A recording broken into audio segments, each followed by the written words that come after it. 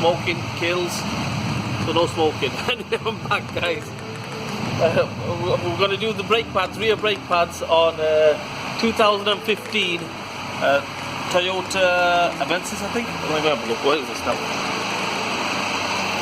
Yeah, sorry, my bad. 2015 Toyota Auris Hybrid. It doesn't really matter if it's hybrid or not. It's a normal manual handbrake, not the electronic handbrake. So we're going to change the rear brake pads. The first thing we do, we take the wheel off. As you can see, wheels all off. If you guys can't take the wheel off, then you shouldn't even attempt this, because I'm not going to show you how to take the wheel off. So anyway, first things first, we take this nut off, bolt off, sorry. If it swings over, then happy days. If it doesn't, then we'll take this one off as well. So take them two bolts off first, and then we'll go from there. The next thing we need to do is make sure, as you can see, the calipers off. I have to take both of them off. Take both of them off. Make sure the sliders are free, which they are, nice and free. Give it a nice little clean out. And what we have to do, we have to wind the piston back. Let's wind the piston back with the wind back tool. If you haven't got a wind back tool, they're about 20 quid from eBay. So you might as well just buy one and then do it that way. If you try with a clamp and pushing it back and stuff like that, you can't really do it. Wind back tool, easiest way. So let's do that. Wind back tool, brake wind back tool. Little top tip on this car, Toyota Auris Hybrid 2015 plate. The rear calipers, they are handed basically. Obviously handed. But the pistons, they don't wind in the same way. On the passenger side rear, it's the counterclockwise, basically anti-clockwise. You have to turn it anti-clockwise to push the piston in. And on the driver's side, it's going to be the normal clockwise. So just bear that in mind when you're doing that. You should get the anti-clockwise one, which is that, and the normal clockwise one, which is that as well. It's just different thread, on the shaft. And yeah, make sure you use the right one. The brake pads are on. I recommend you get the Toyota brake pads from main dealer. You can get the aftermarket ones, but the aftermarket ones tend to wear out pretty quick on these hybrids. So and especially on the automatics, obviously there's no engine braking. So yeah, get the Toyota ones. You'll pay a little bit extra, but it's worth it.